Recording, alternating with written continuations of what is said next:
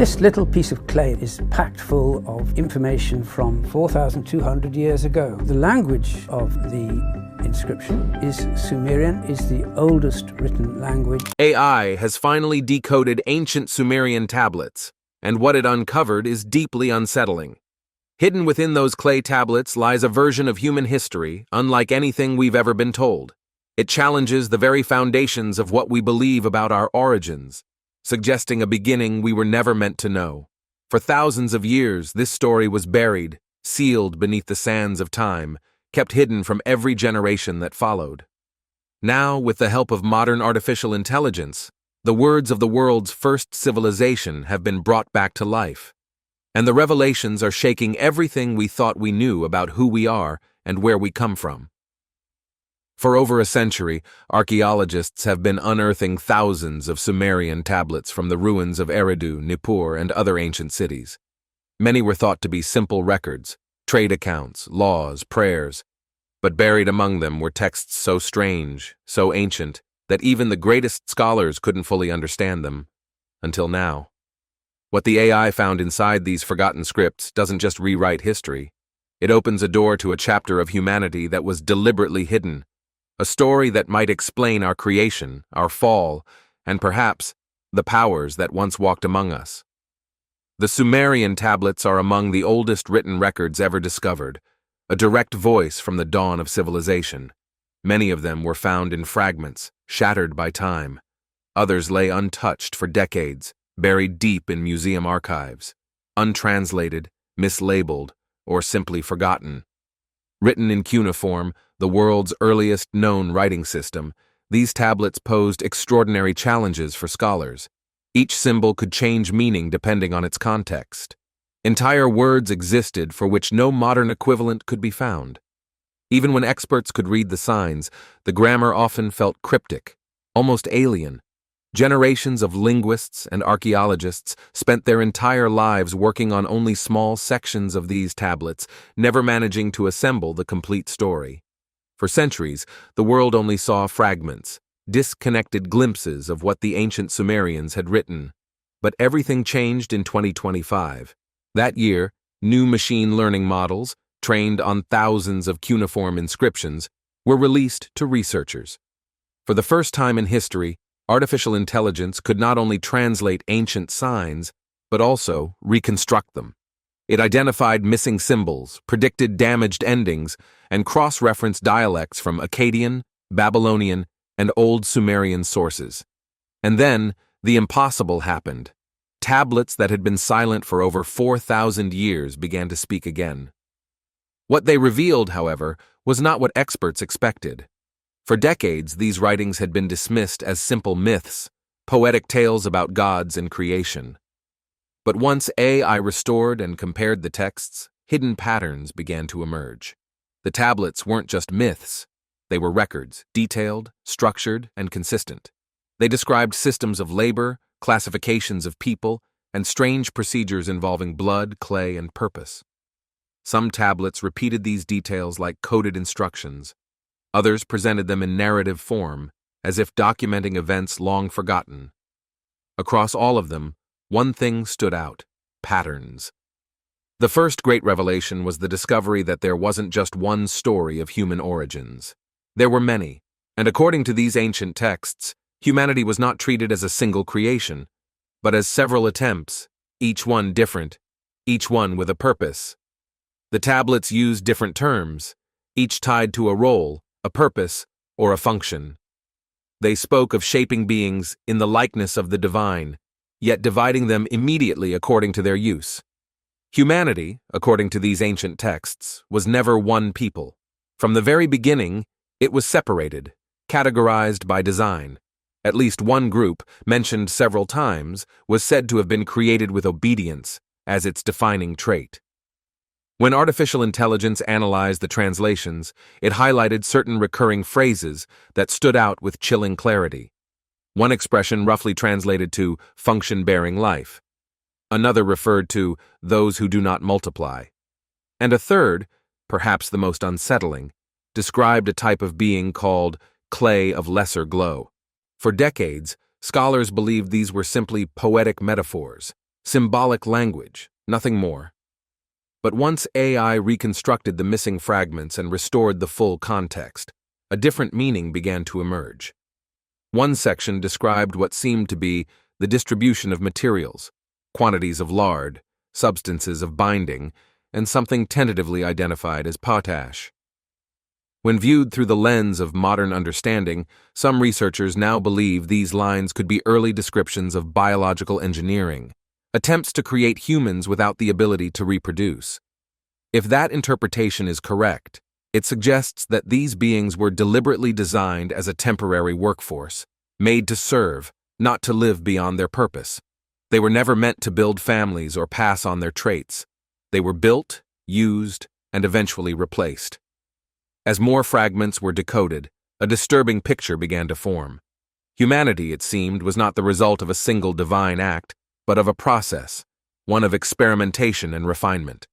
People were shaped, adjusted, broken down, and rebuilt. Some versions were discarded entirely, erased from existence before history could even remember them.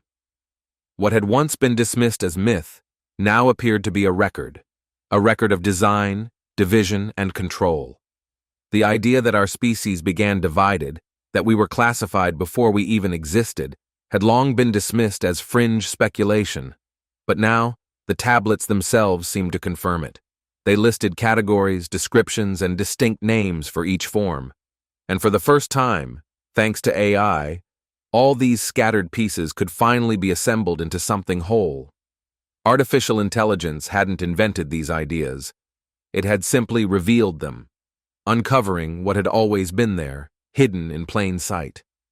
And what emerged was more than just a creation story. It was a blueprint, one that didn't just describe how humanity was made, but what humanity was made for. According to the tablets, humans were created, but not as one species. For centuries, the story seemed simple. The gods made man from clay. That was the myth passed down through generations, a creation tale as old as civilization itself. But the newly decoded Sumerian tablets tell a very different story, one far more complex, layered, and unsettling. According to these translations, creation wasn't a single divine act. It was a process, carried out in stages, filled with trials, failures, and constant adjustments. Humanity, as these texts describe it, wasn't made in one moment, nor as one people. It was developed through experiments, prototypes, and models, each designed for a specific purpose. These beings weren't created just to exist. They were engineered to function. Each group was crafted for a role, some for labor, some for ritual, others for unknown tasks. Their very bodies, the tablets suggest, were shaped according to the work they were meant to perform. The ancient scribes even used different words to describe these early forms of humanity, words that scholars had long assumed meant people in general. But when AI examined the texts, subtle distinctions began to emerge. Some tablets used the term Lulu, which roughly translates to man. Others used Sag-Giga, a phrase that one early Sumerologist once translated as the black-headed people. For decades, that odd phrase was ignored, but AI connected it to another passage that described a group marked for toil, with bodies molded from dark clay and eyes that do not question.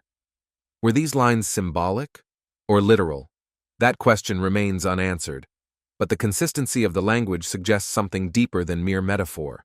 It implies that even in humanity's first moments, there were divisions, categories and roles determined from birth, never meant to be broken.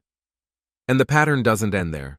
Other tablets describe the gods evaluating each group, testing them, observing their behavior, and judging their usefulness. One passage tells of the clay of restless voice, a version of humanity that refused to obey and was cast into the rivers.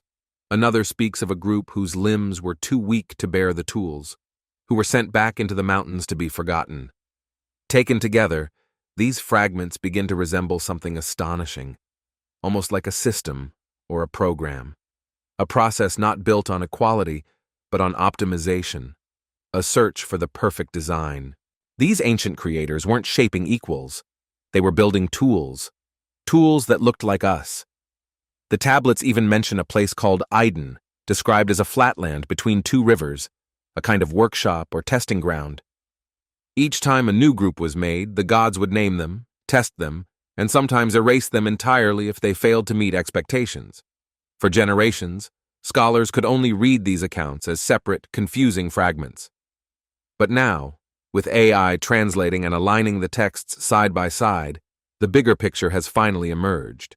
What once seemed like scattered myths now forms a coherent narrative, one that suggests our origin was not an act of divine creation, but a long and deliberate experiment. The tablets suggest something extraordinary. There wasn't just one origin of humanity. There were many. Some of these beginnings were erased, others were modified, and a few still carry the traces of the first design, echoes of traits written into us thousands of years ago. But the earliest humans, according to the texts, weren't enough. They could work, they could obey, but they could not endure. The tablets describe them as fragile, short-lived creations, beings that had to be crafted one, by hand, from clay, blood, and divine instruction. They couldn't reproduce. That was intentional. Their inability to multiply was built into their design, a safeguard to keep the gods in control. For a while, the system worked, but eventually something went wrong.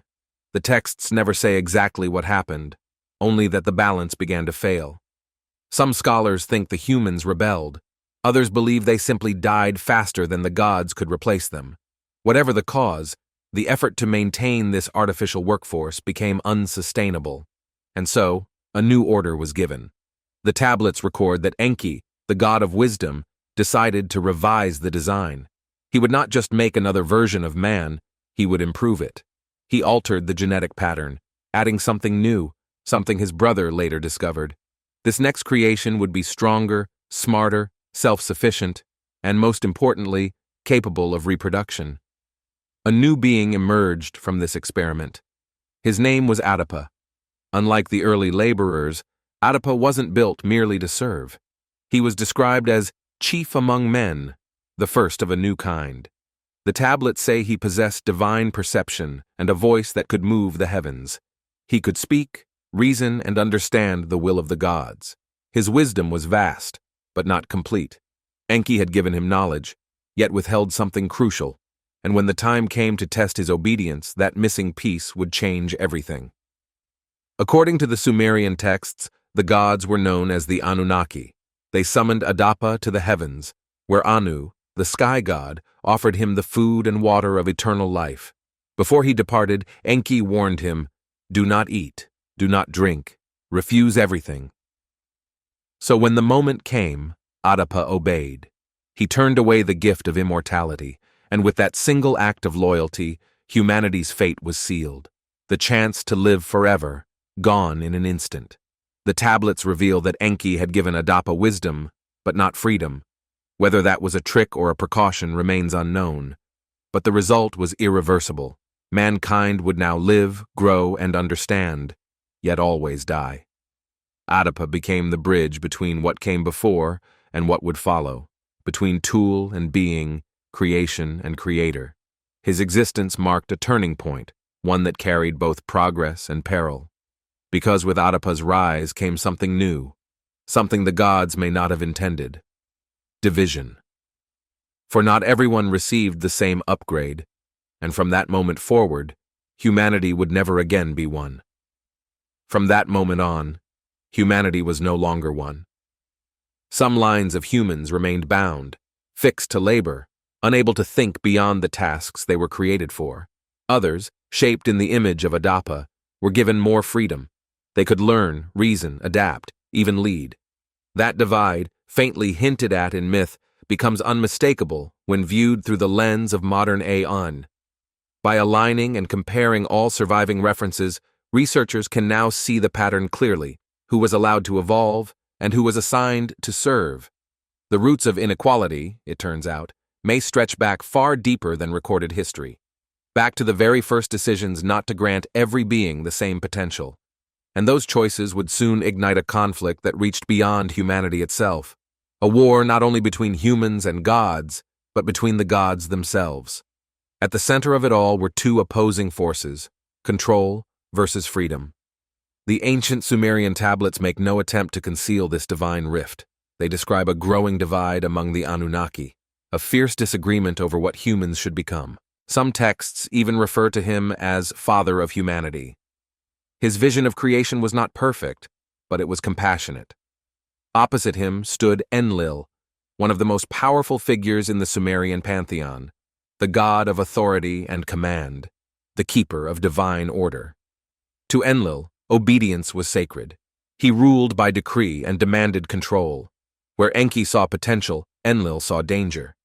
He viewed humans not as children of creation, but as instruments that had begun to malfunction. They were breaking the design, stepping outside their purpose, threatening divine stability. And to Enlil, the blame rested entirely with Enki. The tablets describe Enlil's anger as swift and absolute. To him, Enki's gift of wisdom and freedom had gone too far. Humanity had been allowed to cross the line between servant and being. From that moment, the gods themselves began to fracture. Some aligned with Enki, quietly nurturing human progress and the spread of knowledge. Others remained loyal to Enlil, calling for restrictions, resets, and punishment, determined to keep the order intact. It was no longer just a story of creation. It had become a struggle over control, over whether humanity was meant to rise or remain forever bound. What followed was a fracture, not only in heaven, but on earth. Humanity itself was divided. Some were guided in dreams, taught the hidden knowledge of stars and seeds, gifted with the arts of writing, counting, and metalwork. Others were pushed back into silence, forced into labor, kept simple, and stripped of memory. Their names, their stories, their histories were erased the moment they began. AI-assisted translations reveal just how differently early human groups were treated. In one region, the tablets describe people as keepers of grain and makers of laws, guardians of civilization. In another, they were recorded simply as those without name, workers whose purpose ended where obedience began. This wasn't random evolution, it was controlled development, a system of designed inequality, scripted into existence by the gods themselves. And behind it all was a divine feud that continued to deepen. Eventually, the conflict reached its breaking point. The tablets describe a moment of fury. Enlil, enraged that humanity had multiplied and grown wiser despite his orders, made a final decision: to erase mankind through a catastrophic flood. But this flood, according to the texts, wasn't sent to cleanse the world. It was sent to end it. Enlil saw humanity as a failed creation, one that had strayed too far from its purpose. The flood was meant to reset everything, to start again from silence. Yet once more, Enki intervened. He defied the decree and chose to save what he could. He found a man, Zusudra, known later as Utnapishtim or Noah, and warned him of what was coming. Enki couldn't save everyone, but he saved enough. Enough to preserve the version of humanity he believed in, the one capable of surviving without divine control. The flood ended the age of the gods' unity. But the war didn't end, it only changed form. What came next in the tablets is even stranger. Hidden between hymns of creation and lists of divine bloodlines are passages that don't read like myths at all. They read like records, descriptions of tools, materials, and mechanisms that seem far beyond their time. With AI translations, these once illegible lines have come into focus, and they raise questions that modern science still can't answer. How could a civilization over 5,000 years old describe flight? How could they understand how metals react to heat? How could they speak of a power so bright it turned day into fire? One passage describes vehicles with wings of wood and metal roaring across the sky, guided not by wind but by fire from within. Another speaks of liquid metal sealed within a chamber of heat, moved by pulse and thunder. For generations, scholars dismissed these as poetic metaphors. But when AI placed the fragments side by side, a pattern emerged. The same details appeared again and again: wings, heat, containers, propulsion, thunder. And nowhere do the tablets call these inventions imaginary.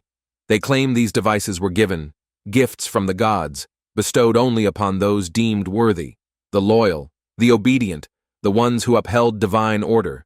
Knowledge, it seems, was not discovered in Sumerian times. It was distributed, selectively, and eventually weaponized. AI also identified a chilling cluster of lines describing a light that burned the earth and left no flesh behind. Another passage speaks of mountains split with fire and cities that vanished in a single day. For mainstream historians, these were long thought to be metaphors for storms or natural disasters, but others aren't so sure anymore. Some researchers now believe the tablets aren't describing myths at all, but technologies we wouldn't see again for thousands of years. They speak of metallurgy, energy projection, even atmospheric flight, knowledge that shouldn't have existed in that era. And strangely, it wasn't shared equally. Some human groups were given these tools. Others were deliberately denied them. What kind of civilization gives one people the secrets of forging metal, yet withholds even written language from another? The answer, it seems, points to a world that wasn't natural, a civilization built from the top down, not from human progress, but from divine design.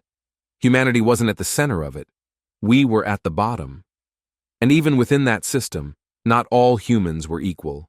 Some were meant to rule, others were made to serve.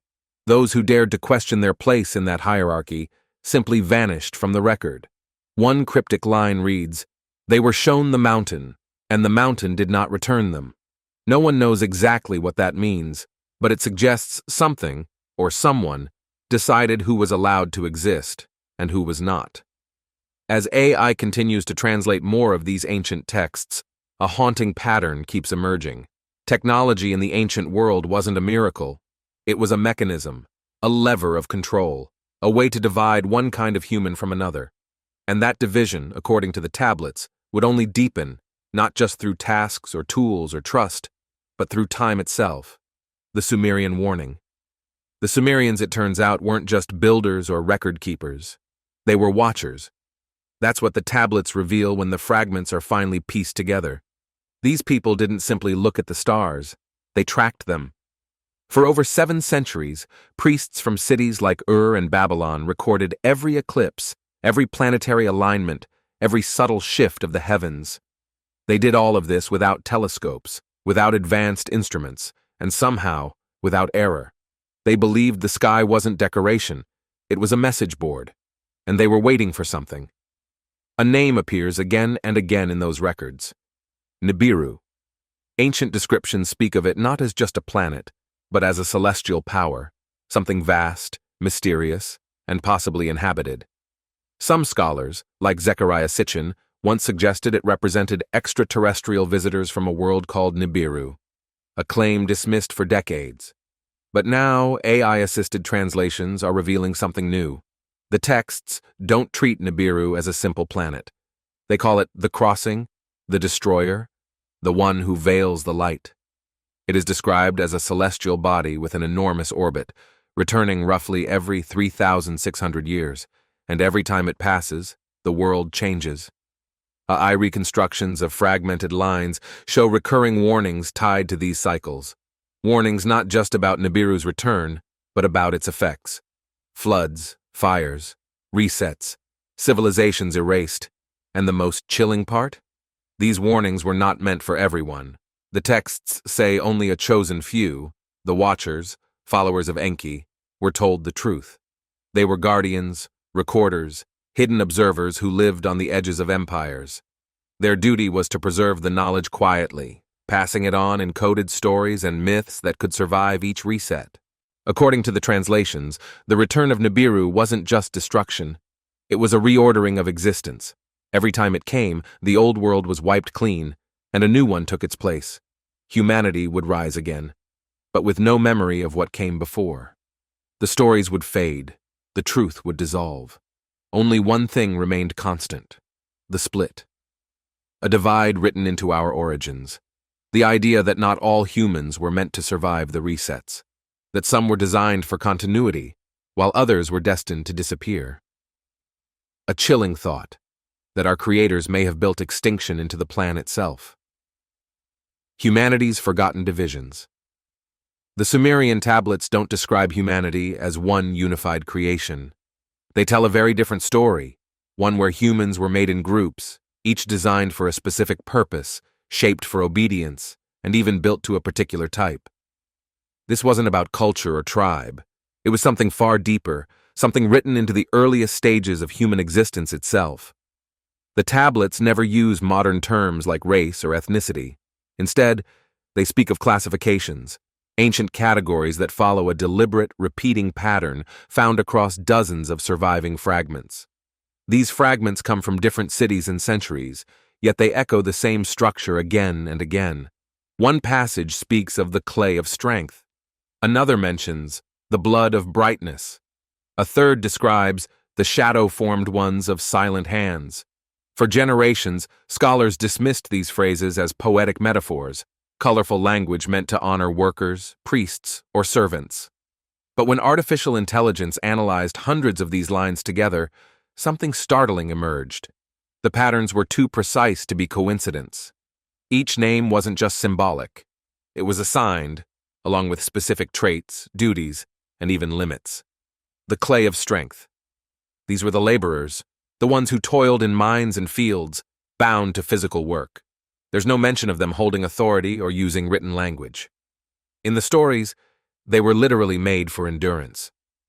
Some texts even link them to the Anunnaki, the gods said to have come to Earth in search of gold, implying that these humans were created to serve that purpose. The blood of brightness. This group appears in priestly and scholarly roles. They were the ones who wrote, sang the rituals, observed the stars, and kept divine records. They were custodians of sacred knowledge, the intellectual class of early humanity. The shadow-formed ones. They are described as keepers of animals, caretakers of herds and creatures, but their access was restricted. The texts specifically forbid them from entering temples or touching sacred instruments, and the divisions didn't end with roles. In some passages, these groups are linked to distinct physical traits. One text describes those from the scorched horizon, marked by sun and earth. Another speaks of the pale dwelling ones, born of stone and wind. A third refers to the red soil walkers, hardened in the land without water. For centuries, researchers treated these as poetic ways of describing geography or character. But AI's cross-comparison showed a consistent overlap between a group's name, duty, and physical description. The result doesn't look like mythology anymore. It looks like a system, a structured classification of early humans, created and controlled for specific purposes. When all the tablets are finally read together, they form a single, unnerving picture. Humanity, at its very beginning, was divided, not by chance, not by evolution, but by design. And those ancient Sumerian records, some of the oldest written documents we possess, may be the first evidence of that forgotten order. In the past, scholars worked with scattered fragments, one phrase here, another there, never seeing the full picture. AI changed that. By linking every tablet through pattern recognition and side-by-side translation, those fragments became one story. What once looked like mythology now reads like a database of human origins. And what it shows is unsettling. Not every group was meant to grow the same way. Some were taught language, others were not. Some were given knowledge of the stars, others were forbidden to look up. Some had names, others were known only by their labor. The limits were deliberate, the inequality designed. If the system was intentional, then the roots of human division may not lie in migration or mutation, but in control, a structure built at the dawn of civilization. AI didn't invent this idea. It simply uncovered what was always written there. The tablets reveal a truth we were never meant to see. Humanity's divisions began not with borders or wars, but with assignments, choices made by the hands that shaped us. And those hands may never have intended us to be equal. For centuries, the tablets lay buried, unread. Now, with AI, their voices return, and they ask a question that changes everything. What happens when a species finally learns why it was made, and which version of it was meant to survive?